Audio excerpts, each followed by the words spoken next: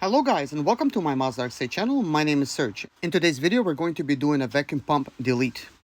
Mazda RX-8 and rotaries is what we do here, so please subscribe for more videos like this. In this video we're going to be removing the vacuum pump and the vacuum check valve, which is right here. I'm going to show you how to do it, and let's go ahead and begin now. So first disconnect this electric plug right here. You could also disconnect this, not necessary, but hey. So you have like 10mm bolts here. First you could just loosen them up a little bit. Okay, let's begin. So I have like my clear magnetic tray right here, so we're just gonna put that there. Go ahead and remove 10mm bolts. Boom. I'll go ahead and remove that as well. None of this stuff is necessary. It's an overkill to remove all of them, but I'll be able to separate the bracket, no problem. See? Boom.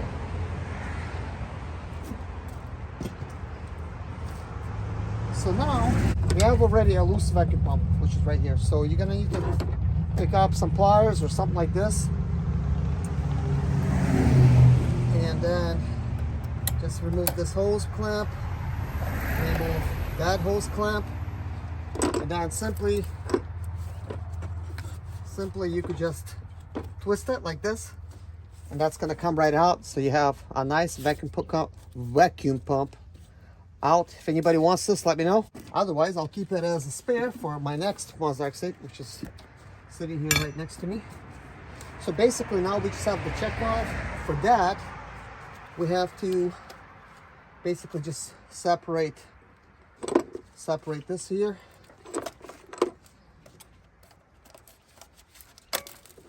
Right here, so that came out quite easy. So that's that electric cable. Everything else is disconnected. There should have been some kind of bolt over here, but there's nothing. Then over here you have a vacuum tube. You have to disconnect it, and then I'll show you a place where you could connect it and leave it be. So the last part is left is removing it at the bottom. So let me just go ahead and show you. So you see that tube right there, right here, boom, boom, boom. Put a swivel socket, use a number 10 to remove it. So that one's loose. I'm just gonna go ahead and remove that for now, and stick it on the second one.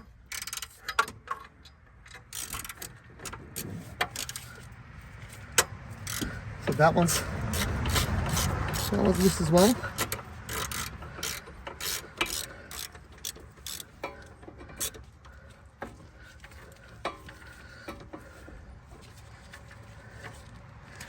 I guess, as you can see, this is almost done.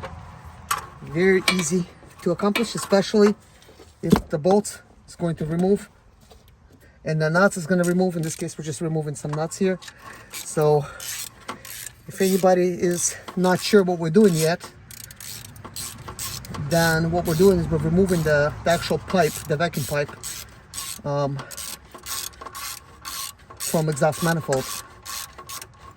And we're going to be installing a new exhaust manifold. Boom. And the last 10mm nut is out. Let me show you exactly what I've been removing. As you can see, this pipe, it's got two nuts, one over there, one over here. If you use an extension tool like that, like an extension, this is a pretty long one, with a swivel socket, and that's quite of a big swivel socket that still worked, you'll be able to get to both of them. So now you just simply slide that off like I just did right there, and we'll come here to the top, and you just basically just work it out like that.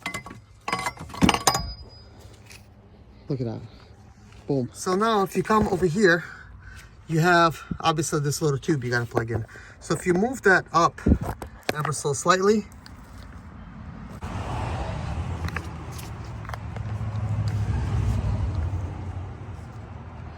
it's kind of hard to see, but right over here, where my finger is at, there's basically a closed off portion that's kind of like sticking up. So anyways, you'll need to take this vacuum hose and plug it up over here.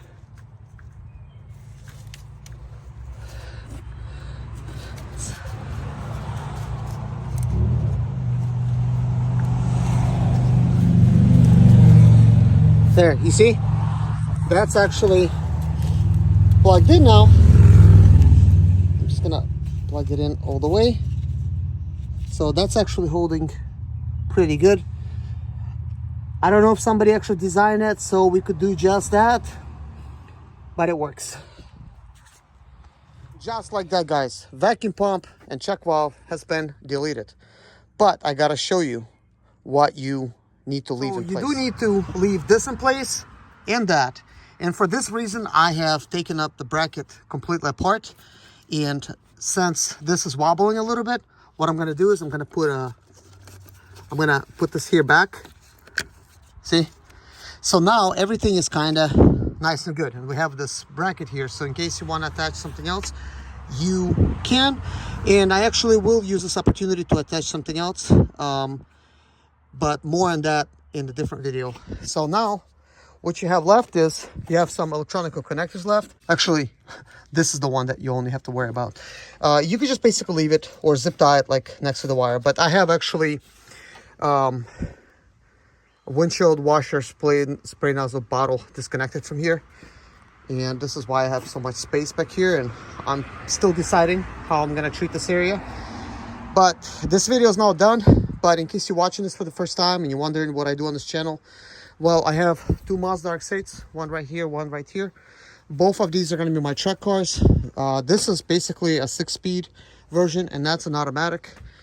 And both of them, they need some work done, but both of them, they do start, they do work.